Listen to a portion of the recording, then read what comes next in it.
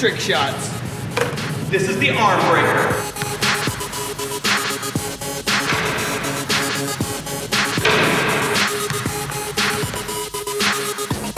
Long shot, 2.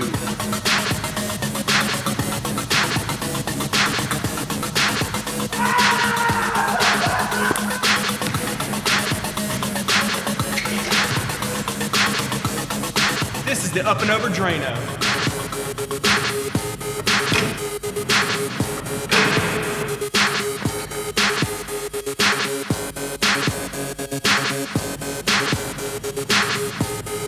The ricochet shot.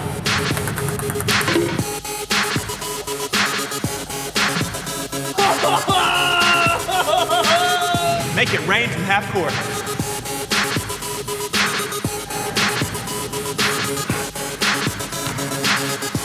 This is the sky-high drop shot.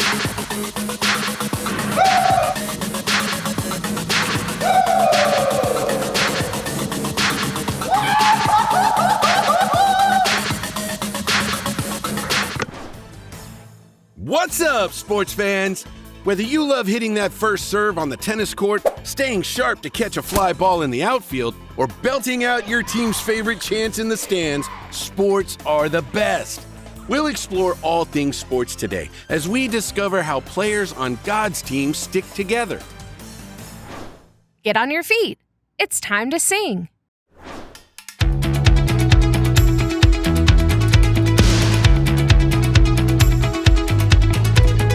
Me plus you equals 2. If I fall, I can lean on you. 'Cause when we're in this together, I know we can win forever. Get up, jump on your feet. Lean right, left, rock to the beat, now shout. Get up, jump on your feet. Lean right, left, rock to the beat, now shout.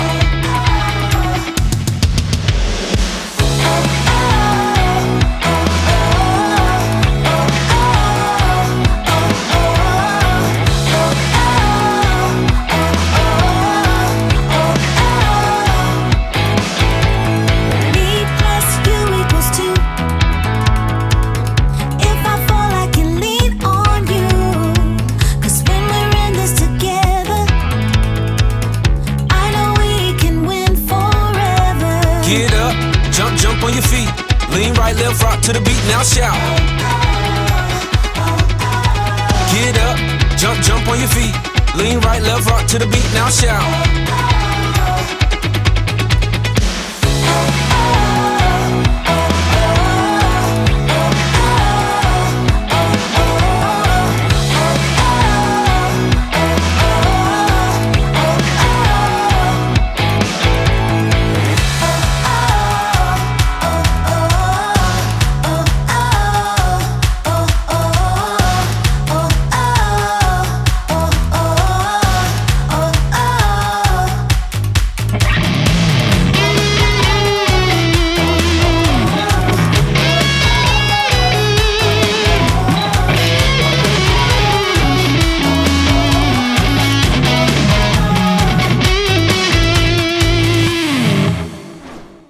Great singing. You can take a seat. See if you can figure out what happens next. If you think you know, shout it out. What happens next?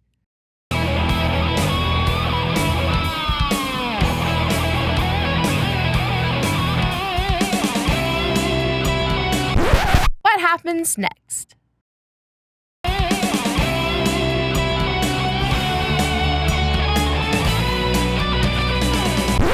What happens next? Great job playing our game. Whether you're a player or a fan, being a part of a team is lots of fun. And we can learn what it means to be a player on God's team by reading true stories in the Bible about people who lived long ago. Let's check out one of those stories about 3 guys who were awesome teammates.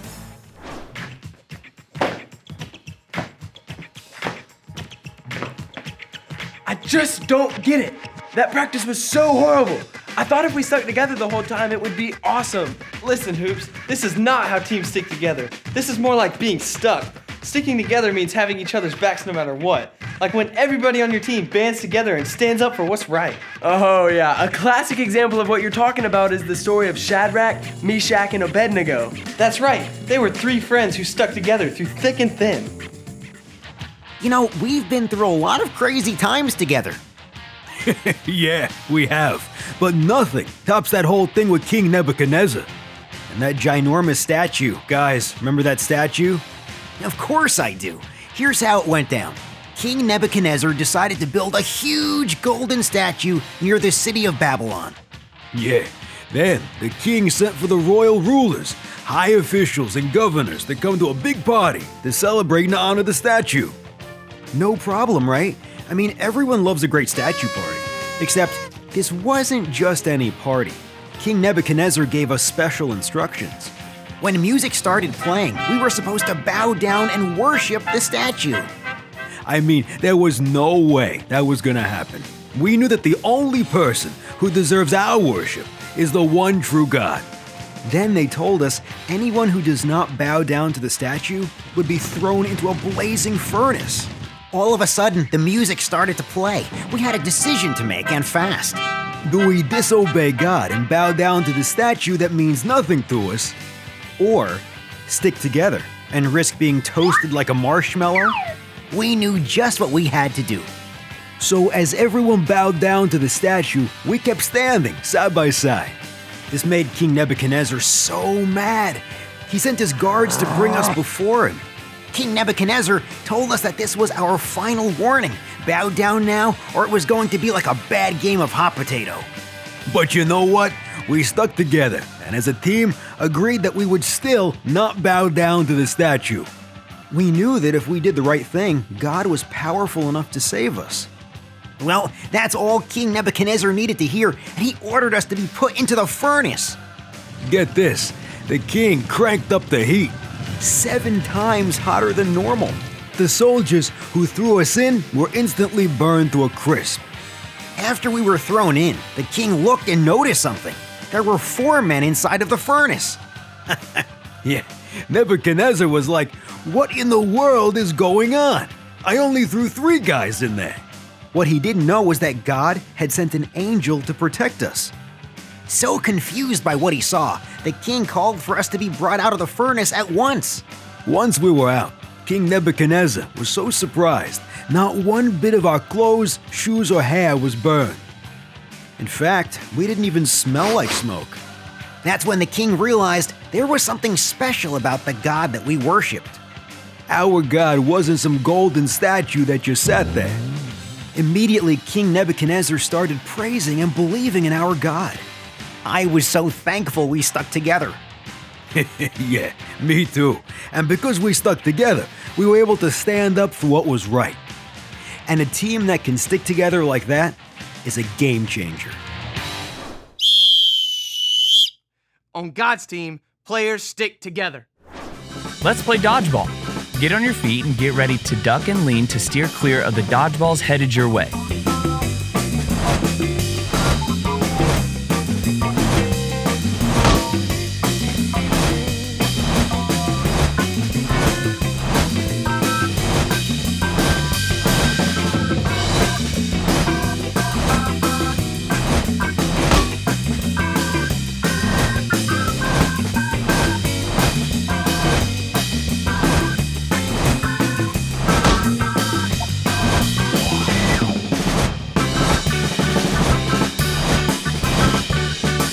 Great job.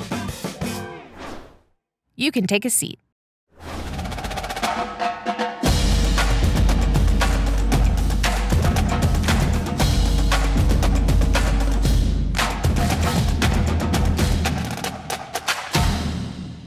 That's awesome! You'll be out of the sling and back on the volleyball court in no Whoa. What in the world? Chomp, chomp. Gators eat squirrels for lunch? Prank war!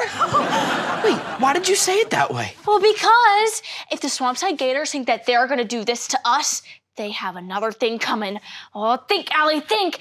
How are we gonna get them back? Allie, Coach ended the prank war 5 years ago. We can't stoop to their level. Are you serious right now? You're just gonna let their football team do this to us with absolutely no consequences? They're just trying to get in our head and distract us. Chance, Allie, Yeah, we're here, Coach. we're gonna need some assistance in the locker room. There's toilet paper and silly string, and the football team's uniforms have all been mixed up in lockers, so nobody has the right sizes. No problem, Coach. We're on it. Oh, they got the locker rooms too? We have to do something to retaliate. And no, we don't. We need to take the high road and just ignore it. Do you mind picking up in here while I go down to the field house and work on the locker room? Yeah, that's fine.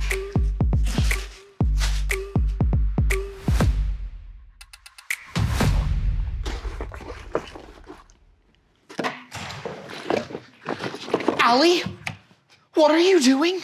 I'm just... Yes! Flash, Rocket, and Mikey are in! In for what? Payback. Whatever you're doing is a bad idea, especially if you're involving the football team. It's not the whole team. Some of the starters are being total sticks in the mud with this. Well, that's because the guys need to be practicing and working together right now, and you've got half them leaving practice for a silly prank. We ride at dawn. What does that even mean? I don't know. People just say it. Please, Allie. We're going. Now, if you'll excuse me, my night vision goggles are ready for pickup.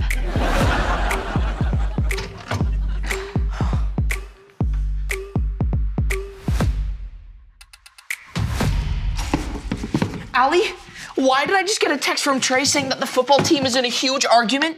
He said half of the guys want to learn the Gators playbook, but he and the starters think it's wrong. Because... How did you even get the Gators plays? That's like top secret stuff. Because we just pulled off the most amazing payback in the history of prank wars ever. The Gators playbook? Yup. When we snuck into the locker room last night to cover it in eggs and honey, this was sitting on a bench. Taking that is way more than a prank. Come on, Chance. This is a foolproof way to total football domination this Friday. Which is exactly why I was actually on my way to discuss some of the plays with the guys. Oh, that is crossing a line. It's full-blown cheating. It's Trey again. He said that he and the starters are standing up for what's right. They aren't going to play Friday night if anybody on the team cheats and learns those plays. What? He's the star quarterback. Springside can't win without him. Plays or no plays, the football team can't win when they're divided like this. Come on. Just imagine you and the volleyball team were arguing this much. There's no way you guys would play the same during a game. I hadn't thought about it like that. Nothing gets accomplished when teams don't work together, Allie. I guess you're right. We need to get the football team back on the same page. The Gators really will eat us for lunch if they don't get it together. Good. I'll text Trey. And I'll go tell the guys we're not using these plays. And Chance, I'm sorry. I really just wanted to win on Friday. I know, but not like this. I get it. And if you'll excuse me, I have some damage control to do.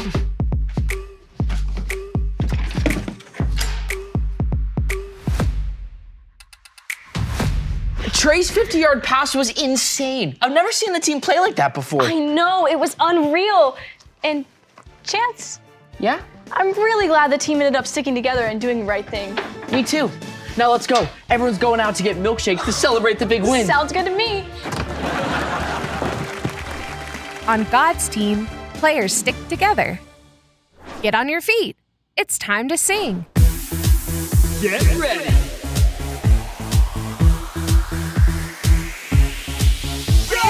Jesus came to save us. We know there's power in his name. We owe it all to him who loved us. We owe it all to him who came. So jump up, hands in fist bump. We win. So jump up, hands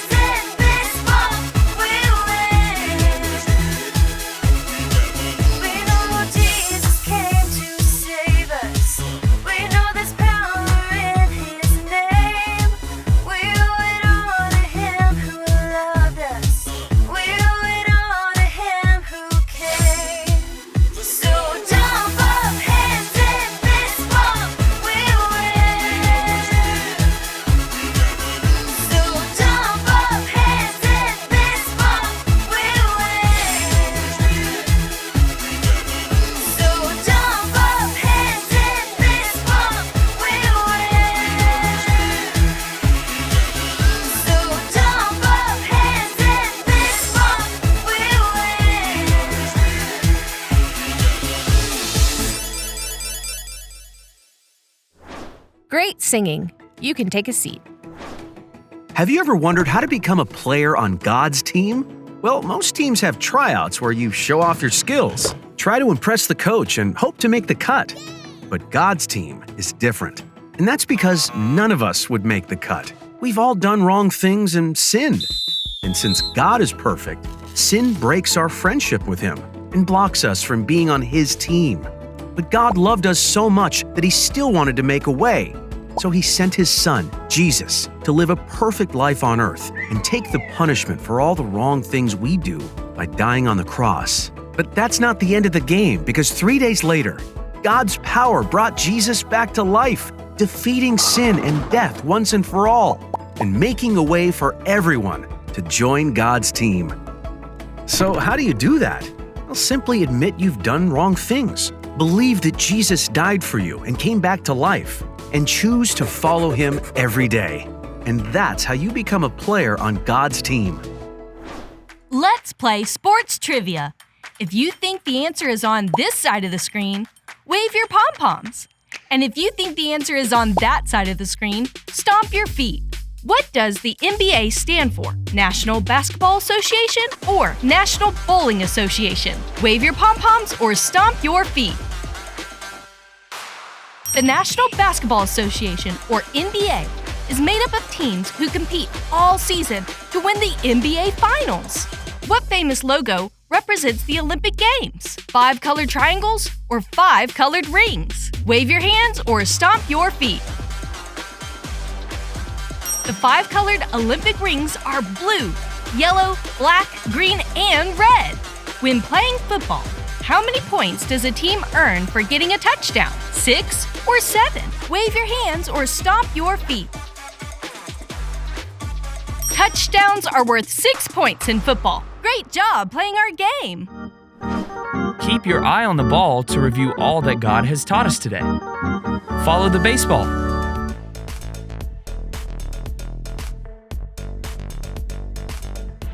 Is it under 1, 2, or 3? Go team! Here's your first question. In today's Bible story, who stuck together? Moses, Aaron, and Hur, or Shadrach, Meshach, and Abednego? Even in a really scary situation, Shadrach, Meshach, and Abednego stuck together to honor and obey God, and God protected them. Follow the baseball for the next question.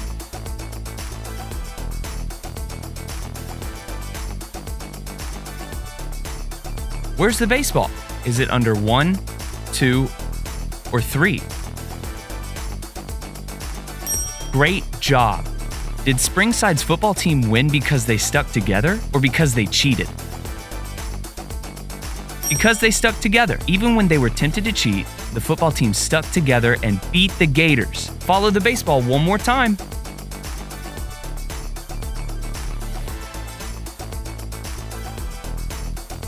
Where's the ball? Is it under 1, 2, or 3? Shout it out.